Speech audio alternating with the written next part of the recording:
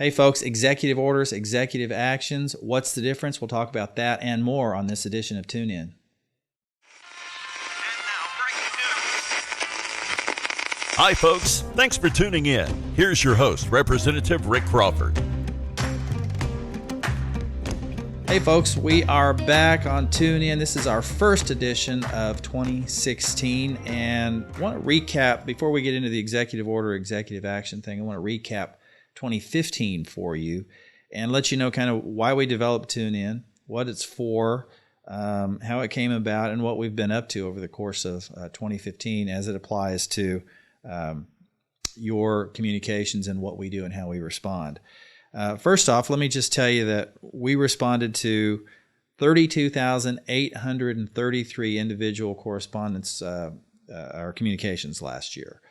That's up from over 16,000, or just under 16,000 in 2014. So we've been busy, but not only do we respond to those issues individually, we thought it would be a good idea to sort of respond broadly through our tune-in. That's how we developed this, and so that's the whole point of why we do it, because we want to take those issues that we hear from you and sort of broadly communicate those in some detail so that you kind of know what's going on here in Washington. So besides the amount of time I spend back at home in Arkansas every week, your emails, your phone calls, and your letters are the best way for me to keep track of those issues that are most important to you.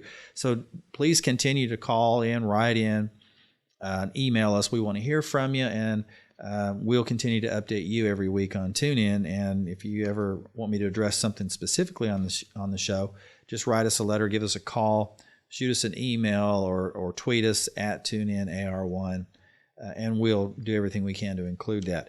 So let's get back to the topic at hand, and that is executive action, executive orders. I want to talk about those and why we use those terms, and they are not interchangeable. And most people might equate those as being the same thing. They're certainly not, and I'm going to give you an illustration of how we know what the difference is. And to do that, I want to wind back the clock a little bit. About this time last year, if I recall, it was in the walk-up to the State of the Union address, the president made a reference about his actions. And he said basically, and you'll remember this, he says, I've got a pen and I've got a phone. What he's talking about there are executive action and executive order. Here's what I mean. His phone and his pen really refer to two separate paths that he can take administratively as the executive. The phone refers to executive action. That means he's going to pick up the phone and call his Director of Homeland Security. He's going to call his Secretary of Transportation. He's going to call his Attorney General. That's the executive action. The pen refers to the orders. And that's when he actually writes something down. Let's take a listen to his comments exactly. One of the things that I'll be emphasizing in this meeting is the fact that we are not just going to be waiting for legislation in order to make sure that we're providing Americans the kind of help that they need. I've got a pen and I've got a phone. So we know that he can actually take some action. It's constitutional to do so. The problem that we have, though, is the extent to which he may go around Congress and may even go around the Constitution. Executive action, first we'll talk about it, is a general catch-all term that applies to just about any action or suggestion that he might have at any given time, that he might direct an agency chief to implement. Very common.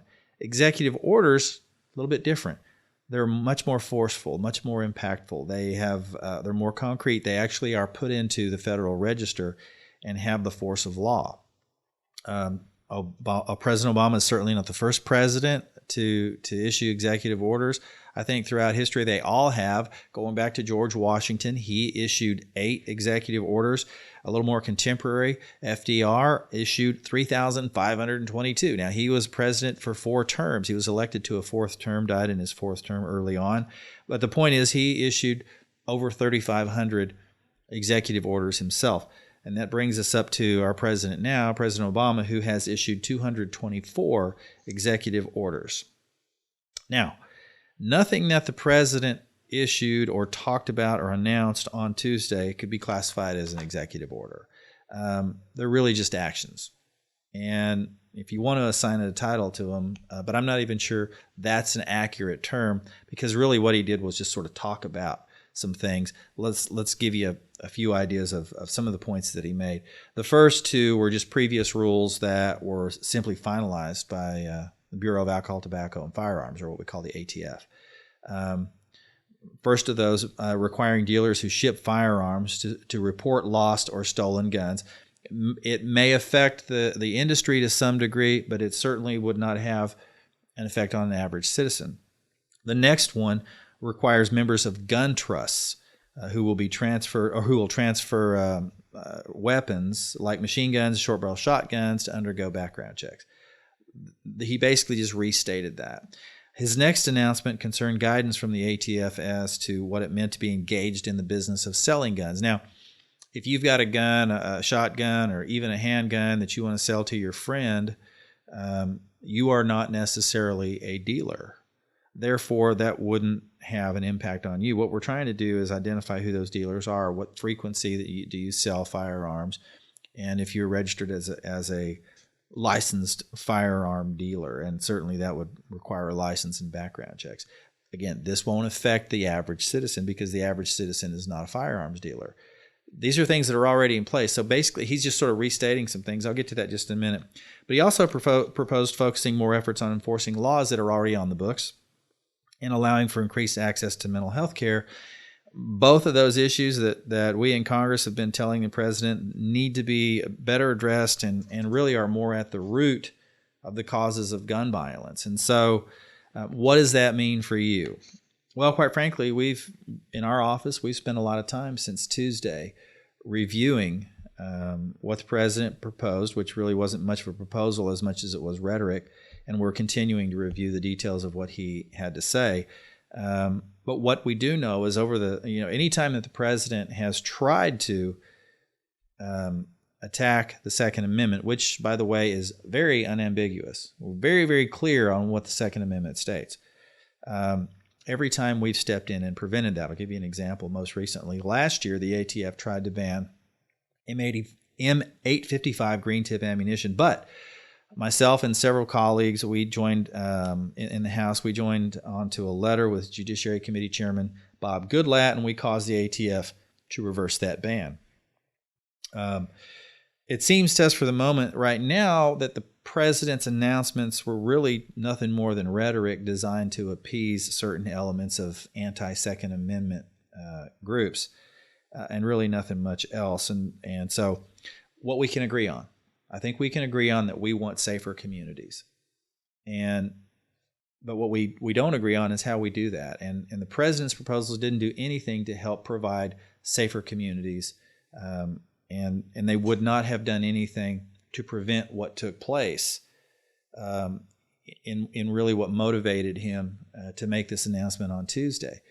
And so we really need to do a better job about what steps we take, but certainly the president's approach was misguided and it would have no positive impact on what he's proposing. And so we'll keep a watch on that, and I know that you will too.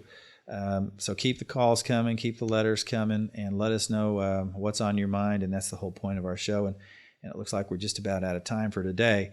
As I said, don't hesitate to communicate with us. You can always tweet us at Tune-In AR1, email us, check out our website, crawford.house.gov, and also, I want to remind you to subscribe to our YouTube channel and share that with your friends as well. That's going to do it for Tune In for this week. Until next time, have a good one. We'll see you then.